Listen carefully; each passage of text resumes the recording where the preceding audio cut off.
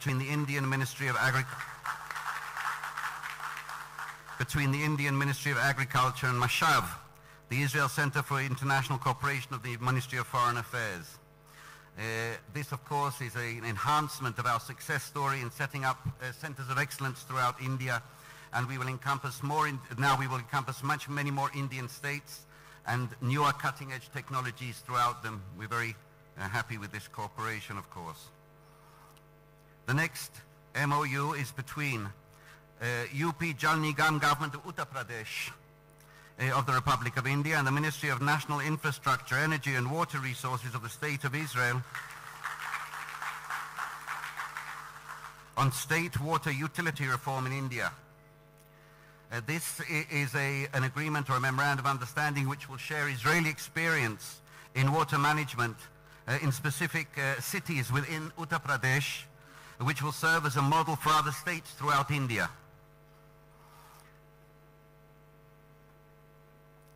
I would now ask, if possible, that the two ambassadors leave the stage, and in their place, I would like to invite the two Director Generals of the Ministry of Foreign Affairs of India and the Ministry of Foreign Affairs of Israel, Foreign Secretary Subramanian Jaishankar and the Director General of the Ministry of Foreign Affairs, Yuval Rotem, for the next two documents. The first is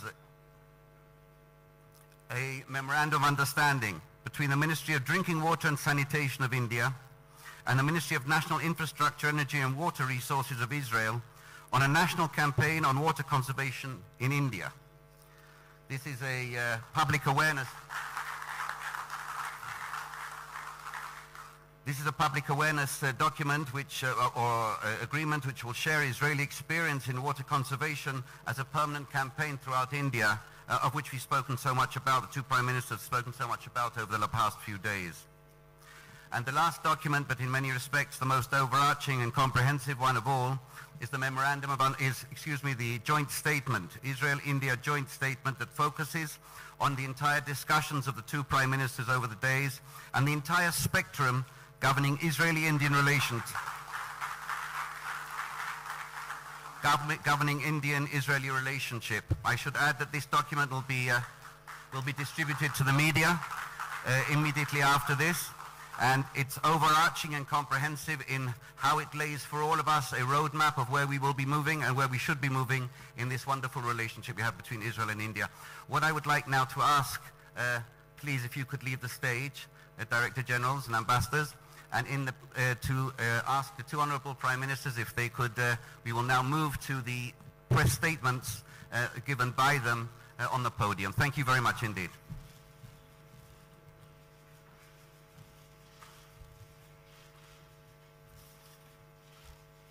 What a great day. The first day of a historic journey. Your visit, my friend Prime Minister Modi, to Israel. You are making history. We're making history together. This is a deeply moving moment for me, both in personal, but also in national and international terms. Personal, well, I can tell you, I told this to Prime Minister Modi yesterday, that almost 30 years ago I went on a date in Tel Aviv in an Indian restaurant and produced two fine children. The food was great. So yesterday I asked Rina Pushkarna, who was the owner of that restaurant, to prepare this dinner for this date, and it was equally good. We also had a moving, very moving Israeli singer of Indian origins. She sang a song hauntingly beautiful in Hindu, but also she sang a Hebrew song which Israelis here are familiar with. It's called Ani V'ata Neshaneh et Ha'olam. You and I will change the world. I have a feeling that today India and Israel are changing our world and maybe changing parts of the world, because this is a cooperation, it's a marriage really made in heaven, but we're implementing it here on earth. We discussed in our meetings yesterday and today just now with several of our ministers and your delegation. We spoke about so many fields where we think we can make a big difference in water, in agriculture, in health, in every field, in so many fields, in the fields of that affect the lives of our people, their well-being, their employment possibilities, the longevity of their lives, and how they live it. So we have decided, because Prime Minister Modi and I are, I think, not only wedded to visions, but we like to have our feet connect. We try to look to the distance, but have our feet firmly planted on the ground. We have empowered our staffs to bring us concrete plans in these diverse areas by the 1st of January. So this is very practical. We're going to seek to bring to fruition these various areas which can truly revolutionize our relationship, but also the lives of many, many millions of people. Both in India, it's many hundreds of millions of people, but we're talking about beyond that even.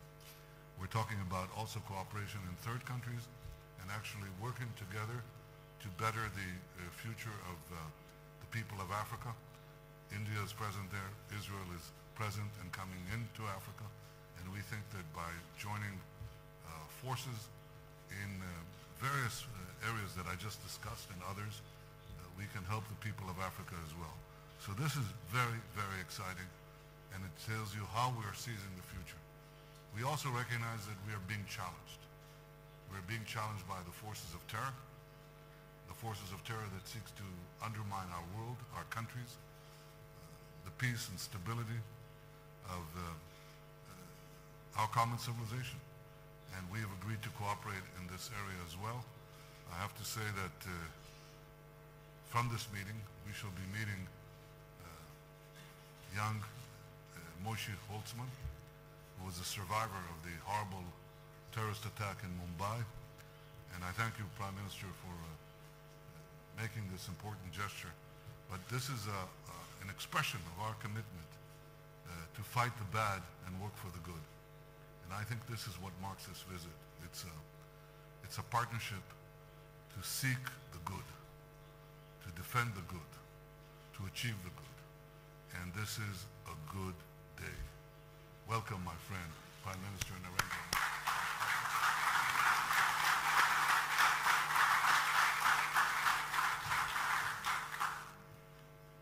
Your Excellency, Prime Minister Benjamin Netanyahu, members of the media,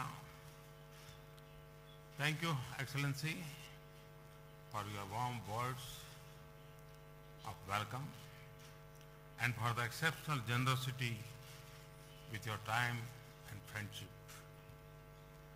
I will truly cherish the most wonderful dinner that you and Mrs. Netanyahu hosted for me yesterday.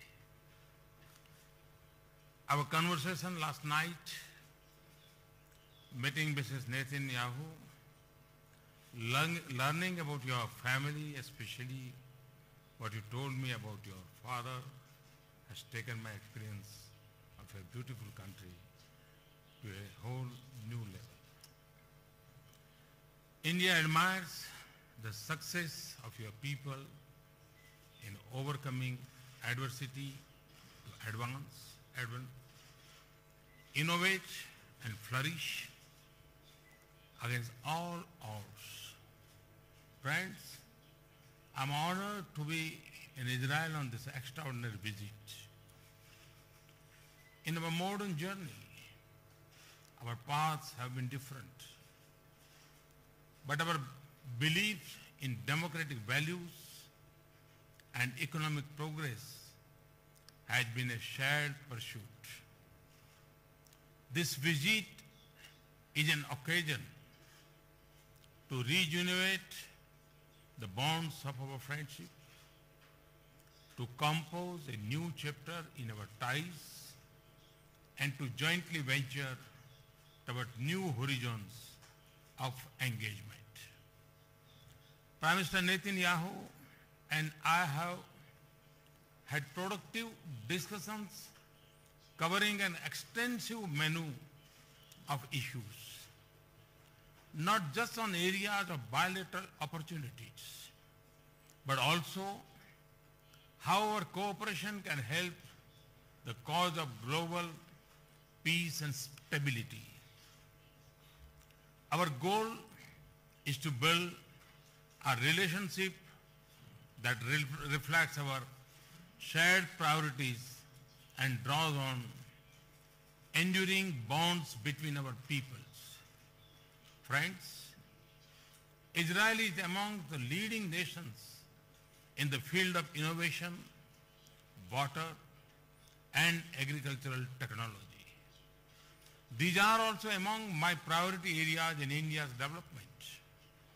We agreed that efficiency of water and resources use, water conservation and its purification, productivity increase in agriculture are key areas in deepening our bilateral cooperation. We are of one view that together our scientists and researchers would develop, build, and implement mutually beneficial solutions in the field. Our decision to establish a bilateral technology innovation fund worth $40 million for research in industrial development will help us in achieving this goal. We regard thriving two-way trade and investment flows as the bedrock of a strong partnership. Prime Minister Netanyahu and I agreed on the need to do more in this direction. Businesses on both sides should take primary lead in such efforts. This would also be our message to the CEO Forum tomorrow. Friends, India and Israel live in complex geographies. We are aware of strategic threats to regional peace and stability. India has suffered first-hand the violence and hatred spread by terror. So as Israel. Prime Minister Netanyahu and I agreed to do much more together to protect our strategic interests and also cooperate to combat growing radicalization and terrorism, including in cyberspace. We also discussed the situation in West Asia and the wider region. It is India's hope that peace, dialogue, and restraint will prevail.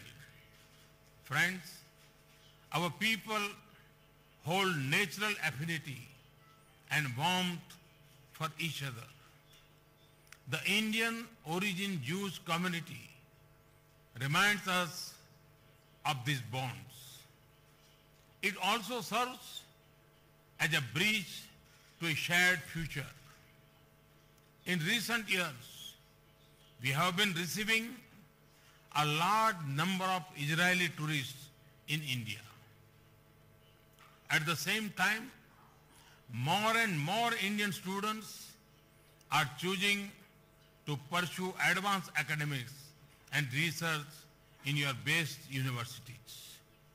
I am confident that the strength of these links, old and new, will hold us in good stead as we forge a partnership for the 21st century. Friends, around 150 kilometers from here, there is a slice of history in the city of Haifa in Israel. That is very dear to my country. This is the final resting place for 44 of the Indian soldiers who sacrificed their lives during World War I. in liberate the city, that city.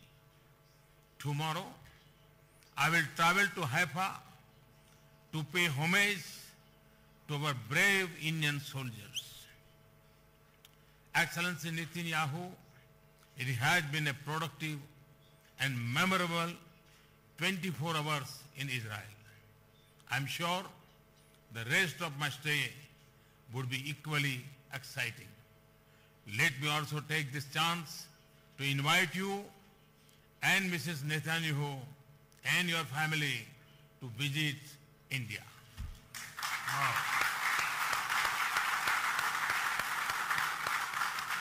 I again thank you for your warm welcome and hospitality. Thank you very much. Shalom. Thank you, and I accept. Thank you.